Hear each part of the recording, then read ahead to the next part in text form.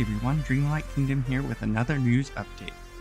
On October 16th, Gameloft confirmed through a video released on social media that Halloween content is indeed coming to Dreamlight Valley later this month.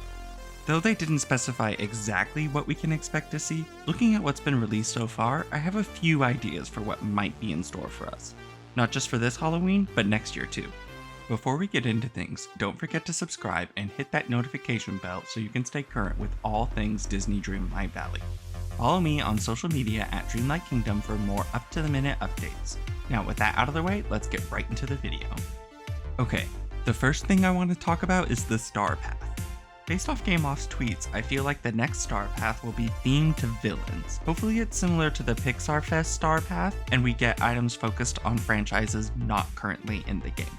I would love it if they had Maleficent's horns and dress as items you could unlock. I could also see items like the Evil Queen's crown and maybe even Gaston's outfit in the villain Star Path. I think this is the most likely theme for the next Star Path, but there are a few others I could see coming into play.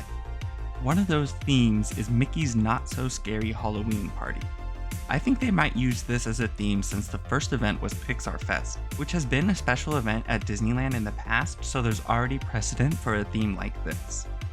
This path would be a great way for them to include Halloween items mostly focused on Mickey and friends, like Halloween Mickey ears, Mickey's vampire costume coat, or maybe even Goofy's mummy costume for the players. Since it's themed to a theme park event, this would also give them the ability to include items like the Haunted Mansion Mickey ears or even a Halloween jersey.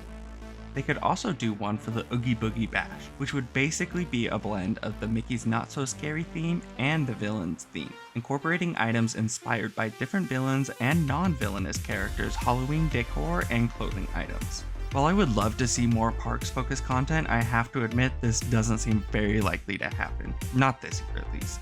Another potential theme is the Nightmare Before Christmas. This makes sense to me since this path will launch more towards the end of October, so it'll likely carry over into mid to late November. Nightmare Before Christmas would be a good way to keep the path relevant past October 31st, but I'm not sure how likely I think this is. While it'd be great to get items themed to Jack and Sally, I'd be surprised if we did get a Nightmare Before Christmas Star Path this year. The final theme I could see them going for is a Hocus Pocus theme path. Though I think this is also unlikely, I've learned never to underestimate Disney's desire for synergy, and October 19th is still within Hocus Pocus 2's promotional period, so even though I really truly doubt we'll see this, there's a small enough chance that I thought I'd include it on the list just to be safe. Like I mentioned in my previous video, it looks like ravens are joining the game. We don't know much about how they'll work in-game outside of the fact that they'll be in the Forgotten Lands, so we'll have to wait and see what kind of food they require when the update releases on Wednesday. I don't know about you, but I hope Diablo is included as a special companion you can earn from the path. I think it would fit in well with the ravens and be a cool reward for the Maleficent fans. Okay, on to the part I know you've all been waiting for, the potential Halloween event. Like the Star Path, we didn't get direct confirmation from Gameloft, but we can see a few potential clues in the video released on social media. For example, we can see in the video the player gathering ingredients and giving them to Mother Gothel.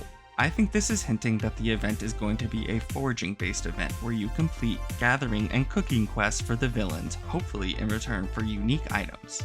I hope there's also a trick-or-treating component to the event, but there's not much evidence for it yet, so we'll have to wait and see.